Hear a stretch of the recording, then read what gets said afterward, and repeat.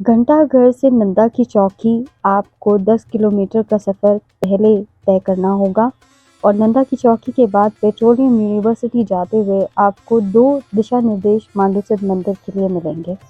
Petroleum university के रास्ते में पहला दिशा निर्देश और आगे उसी में चलते हुए दूसरा शिलापट और दिशा निर्देश आपको मांडूसर मंदिर के लिए मिलेगा।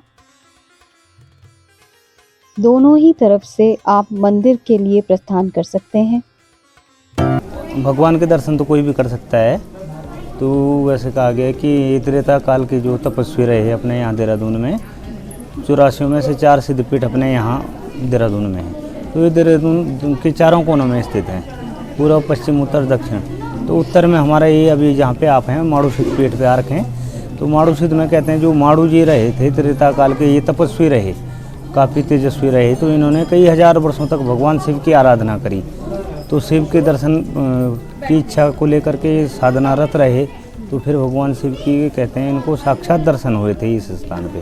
तो जैसे भगवान शिव के दर्शन हुए तो कहते हैं शिव ने कहा था कि भोलेनाथ ने कि कोई सांसारिक वर चाहते हैं तो वो ले सकते हैं, परंतु इन्होंने कोई वर नहीं मांगा अपने लिए। कहा कि प्रभु आपके दर्शन हो गए तो हमें सिर्फ और सिर्फ वरदान देना ही चाहते हैं, तो मोक्ष का वरदान दीजिए।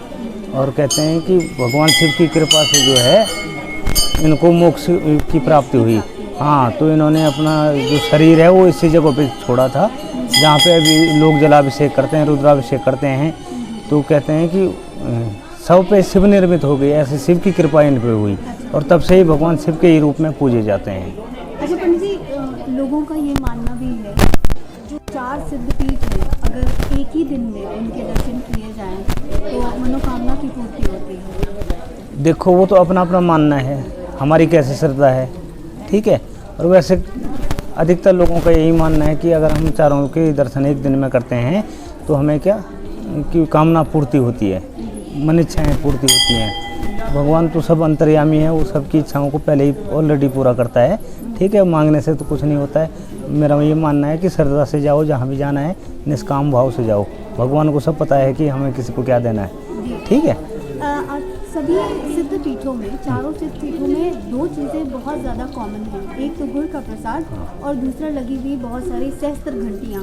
इसकी कोई विशेष मान्यता है? घंटियाँ तो लोगों जिसकी मुरादें पूरी होती हैं तो वो घंटी चढ़ा के जाता है, ठीक है।